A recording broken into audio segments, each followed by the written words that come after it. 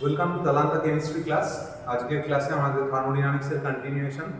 আমরা আগের ক্লাসটায় adiabatic work done নিয়ে তার অনেক ডিটেলিং দেখেছি, তার ম্যাথমেটিক্যাল ফিলোসফিক্যাল এক্সপ্যানশন দেখেছি। আজকে যে ধরনের কম্পিটিটিভস নিউমেরিক্যালস আসে এই অ্যাডিয়াবেটিক ওয়ার্ক ডান রিলেটেড, সেরকম কিছু প্রবলেম আমরা দেখে নেব। তো এটা করার আগে প্রথমে আমি যদিও এই প্রমাণগুলো করাইনি, কিন্তু এটা ফর্মুলা হিসেবে আপাতত এটা তোরা দেখলেও বুঝতে পারবি, সহজ ইন্টিগ্রেশন করে করা ন্যাচারাল লগারিদম দিয়ে তোর ডেরিভেশন করে যে প্রেশার ভলিউম, টেম্পারেচার ভলিউম বা টেম্পারেচার প্রেশার, সেগুলোর মধ্যে কি রিলেশন ফলোড হয় সেগুলো আমরা ডিরেক্ট ফর্মুলা হিসেবে ইউজ করব। সেটা আমি একবার প্রথমে শুরু করতে লিখে দিচ্ছি যে for any reversible adiabatic process। এইটা কিন্তু আমাদের অবশ্যই মাথায় রাখতে হবে যে শুধুমাত্র অ্যাডিয়াবেটিক হলেই কিন্তু হবে না, শুধু রুদ্ধতাপীয় হলেই হবে না, তার সাথে সাথে সেই প্রসেসটাকে প্রত্যাবর্তন হতে হবে, অর্থাৎ রিভার্সেবল হতে হবে। তাহলে কি কি রিলেশনগুলো ফলোড হয়, মানে in case of ideal gas, আদর্শ গ্যাসের ক্ষেত্রে, সেটা আমরা একটা দেখি। প্রথমটা হচ্ছে PV to the power gamma equals to constant, এটা এক নম্বর রিলেশন। দ্বিতীয় রিলেশনটা TV to the power gamma minus 1, TV to the power gamma minus 1 equals to constant. আর থার্ড রিলেশনটা P to the power gamma into P to the power 1 minus gamma equals to constant, যেখানে pressure, volume, temperature, PVT আর গামাটা হচ্ছে কি না অ্যাটমিসিটি of the gas. বেশ, এই ফর্মুলাগুলো আমাদের মাথায় রাখতে হবে, এটা তোমরা নোট করে দেবে। আচ্ছা, এবার আমি চলে আসি যে এরকম কয়েকটা নিউমেরিক্যালস। তাহলে আমাদের এই যে প্রবলেমটা, সেখানে বলেছে একটা রিভার্সেবল অ্যাডিয়াবেটিক প্রসেস রয়েছে। তো সেই রিভার্সেবল অ্যাডিয়াবেটিক প্রসেসের ক্ষেত্রে আমাকে বার করতে হবে dp/p এর এক্সপ্রেশন, এবং যা যা অপশন দেওয়া আছে সেখান থেকে আমি দেখছি যে অপশনে ডিপি পার্টটা এসছে। তো ডিপি পার্ট যদি এসে থাকে তাহলে আমাকে বুঝতে হচ্ছে ডিপিও আসছে, ডিপিও আসছে, তার মানে পিভির মধ্যে যে রিলেশনটা রিভার্সেবল অ্যাডিয়াবেটিকে, সেই পিভি রিলেশনটাকে স্টার্টিংয়ে নিয়ে আমাকে প্রবলেমটা মুভ করতে হবে। কি রিলেশনটা ছিল না, ফর রিভার্সেবল অ্যাডিয়াবেটিক প্রসেস রিলেশনটাতে পিভি টু দি পাওয়ার গামাটা কনস্ট্যান্ট। বেশ, এবার আমি বোথ সাইড ডিফারেন্সিয়েট করছি, B of P to the power gamma B of A. তাহলে এটা কি আসছে, P gamma B to the power gamma minus 1 dV plus B to the power gamma dV, একটা কনস্ট্যান্টকে ডিফারেন্সিয়েট করে আর জিরো চলে যাবে।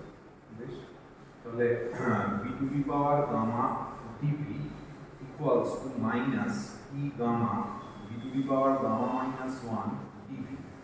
তাহলে dp by p এটা জানতে চেয়েছে, কি আসছে minus gamma b to the power gamma minus 1 dv by b to the power gamma, তার মানে এইটা ক্যান্সেল আউট হচ্ছে, তার মানে এটা হলো dp by p equals to minus gamma dv, এটা v to the power minus 1 মানে by v, তার মানে এই অপশনটা আসবে minus gamma dv by v, অর্থাৎ এখানে যেগুলো দেওয়া আছে তার মধ্যে অপশন বি টা আনসার হবে, অপশন বি আনসার হবে। এবার আমরা চলে আসছি নেক্সট কোয়েশ্চেন। কোয়েশ্চেন 2 যেটা ছিল সেখানে একটা আমরা দেখতে পাচ্ছি যে একটা প্লট দেওয়া আছে, তিনটে লাইন আছে, তাহলে জানতে চেয়েছে যে কোন লাইনটা হিলিয়াম, সেটাই কোয়েশ্চেনটা। এই অ্যাক্সিস বরাবর ভলিউম প্লট করা হচ্ছে, এই অ্যাক্সিস বরাবর প্রেসার প্লট করা হচ্ছে। তো তাহলে আমি যেটা এই জায়গা থেকেই মুভ করবো, এটাও যেহেতু অ্যাডিয়াবেটিক রিভার্সেবল, তার মানে আমি এখান থেকে স্টার্ট করবো যে PV to the power gamma সেটা হচ্ছে কনস্ট্যান্ট। বেশ, তাহলে আমি যেটা নেব যে বোথ সাইড সরি, মানে প্লটটা যেটা দেওয়া আছে সেটা হচ্ছে যে লগ ভি দেওয়া আছে, লগ ভি আর লগ পি দেওয়া আছে।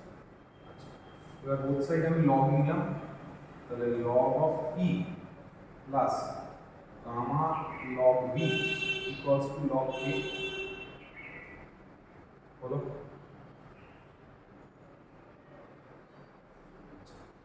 এবার তাহলে লগ পি ইকুয়ালস টু কি আসছে, minus gamma log V plus log K, এটা ওয়াই, এইটা হচ্ছে স্লোপ এবং নেগেটিভ আসছে, এটা বোঝাই যাচ্ছে প্লটটা দেখে, এটা এক্স আর এটা সি। বেশ, তো তাহলে বক্তব্য হচ্ছে যে গামা ভ্যালুটা মানে স্লোপটা যত বেশি হবে তত জিনিসটা এরকম নিচের দিকে বেশি টিল্ট করে থাকবে। অবভিয়াসলি এটার যা স্লোপ, এর স্লোপ আরও বেড়েছে, এর স্লোপ আরও বেড়েছে। তো স্লোপ যখন ইনক্রিজ করছে, সেই স্লোপ ইনক্রিমেন্টটা কার উপর ডিপেন্ড করছে না এই গামা ভ্যালুটার উপর। এবার কি কি গ্যাস দেওয়া আছে, হিলিয়াম যেটা একটা মোনোঅ্যাটমিক, অক্সিজেন ডাইঅ্যাটমিক আর কার্বন ডাইঅক্সাইড ট্রাইঅ্যাটমিক। এর মধ্যে অবভিয়াসলি যেটা মোনোঅ্যাটমিক গ্যাস হিলিয়াম, ওর গামাটাই হাইয়েস্ট হয়। মোনোঅ্যাটমিক গামা 1.66 আছে মোনোঅ্যাটমিক গ্যাসের ক্ষেত্রে গামা। তাহলে যার গামাটা হাইয়েস্ট মানে যার স্লোপটা হাইয়েস্ট সেটাই হবে হিলিয়াম, কারণ হাইয়েস্ট স্লোপ হয় মোনোঅ্যাটমিক গ্যাসে, তার মানে এইটা হিলিয়াম হবে, তারপর এটা অক্সিজেন হবে, এটা কার্বন ডাইঅক্সাইড হবে। তো এই স্লোপটা হিলিয়ামের স্লোপ।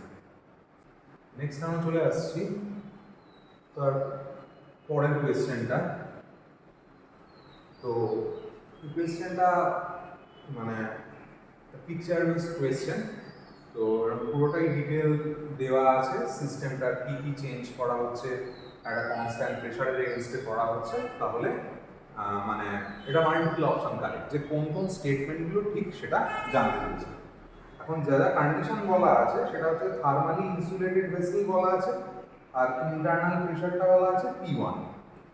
সেটা যখন বলছে যে ইরিভার্সিবলি এক্সপ্যান্ড করছে অ্যাট জিরো এক্সটার্নাল প্রেশার, তো এটা বলুক বা না বলুক, এখানে যদিও ইরিভার্সিবল বলে দেওয়া আছে, একটা জিনিস আমার মাথায় রাখতে হবে, কোনো প্রসেস যদি ফ্রি এক্সপ্যানশন হয়, মানে কোনো জিরো হিন্ড্রেন্সের এগেনস্টে, জিরো প্রেশারের এগেনস্টে কোনো এক্সপ্যানশন যদি হয়, তাহলে সেটা খুব ফাস্ট হয়, ইন নো টাইম, কারণ কোনো প্রেশার নেই, ওটা ফাস্ট ইনিশিয়াল থেকে ফাইনাল জায়গায় চলে এলো, এবং ফাস্ট বলে দ্যাট ইজ অলওয়েজ ইরিভার্সেবল। তার মানে কোয়েশ্চেনে বলুক বা না বলুক, যেটা এখান থেকে আমাদের শেখার, যেটা মাথায় রাখতে হবে, সেটা হচ্ছে যে কোনো প্রসেস যদি ফ্রি এক্সপ্যানশন হয় তাহলে সেটা always happens in irreversible manner, সেটা অপ্রত্যাবর্ত প্রক্রিয়ায় হয়ে থাকে।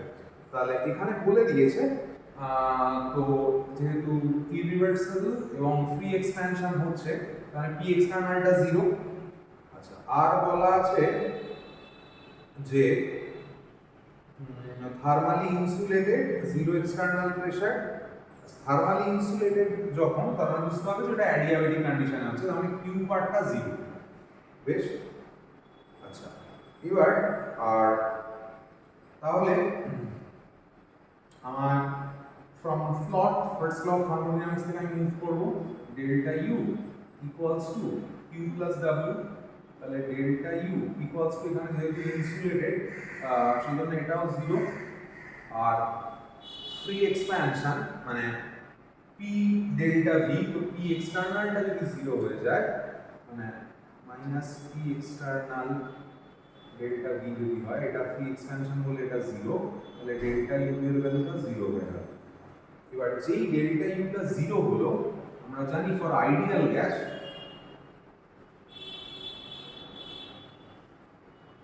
ইউ ইন্টারনাল এনার্জিটা ফাংশন অফ টেম্পারেচার, তার মানে যেখানে ডেল্টা ইউটা 0 সেখান থেকে আমি বলতে পারবো টি ইকুয়ালস টু কনস্ট্যান্ট, তার মানে প্রসেসটা আইসোথার্মাল অ্যাজ ওয়েল। এটা আমার এখান থেকে বুঝে নিতে হবে। যেই প্রসেসটা আইসোথার্মাল হলো তার মানে ও বলতে পারি যে তোর আইডিয়াল গ্যাসের ক্ষেত্রে PV ইকুয়ালস টু nRT। এবার যদি টিটা কনস্ট্যান্ট হয়ে যায় তাহলে কি হবে? পিভিটা কনস্ট্যান্ট হবে। পিভিটা কনস্ট্যান্ট মানে obviously P1 equals to P2 হবে। এই রিলেশনটা অবশ্যই আসবে। তো তাহলে এবার আমরা দেখে নিই যে কি কি রিলেশন আসছে। তো প্রথমটা হ্যাঁ, কারণ প্রথমে এটা বলেছে Q ইকুয়ালস টু 0। অবভিয়াসলি কিউটা 0 হবে কারণ এটা অ্যাডিয়াবেটিক প্রসেস, কারণ থার্মালি ইনসুলেটেড। কিউটা 0 ঠিক আছে। তারপরে আমরা এখানে প্রুফ করলাম যে এটা টিটা কনস্ট্যান্ট থাকছে, তার মানে সেটা আইসোথার্মাল বটে। তার মানে T1 ইকুয়ালস টু T2 হবে, মানে T2 ইকুয়ালস টু T1। তাই যদি হয় সেখান থেকে এটাও এলো P1 ইকুয়ালস টু P2 সেটাও চলে এলো। এবার লাস্ট যেটা PV to the power gamma equals to constant, এই রিলেশনটা অ্যাডিয়াবেটিকের ক্ষেত্রে অ্যাপ্লিকেবল তো বটেই, কিন্তু সবসময় মাথায় রাখতে হবে এটা অ্যাডিয়াবেটিক হতে হবে অ্যাজ ওয়েল অ্যাজ রিভার্সেবল হতে হবে।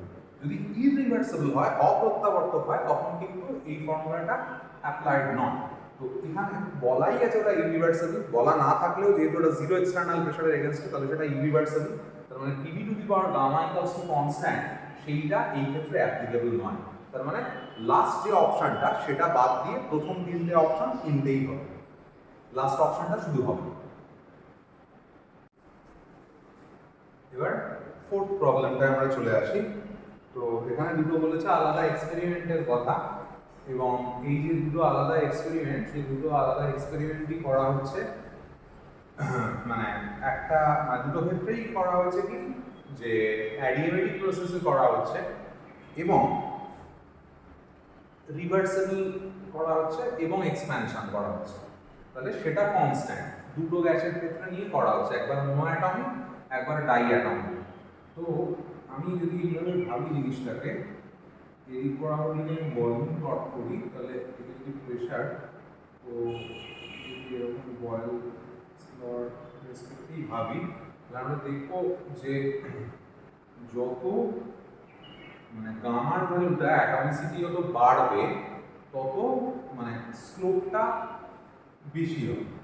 তার মানে এর গামাটা তো মোনোঅ্যাটমিকের যেহেতু বেশি, তাই ওর স্লোপ বেশি হবে। এটা তার মানে মোনোঅ্যাটমিক গ্যাস হবে, আর এটা ডাইঅ্যাটমিক গ্যাস হবে।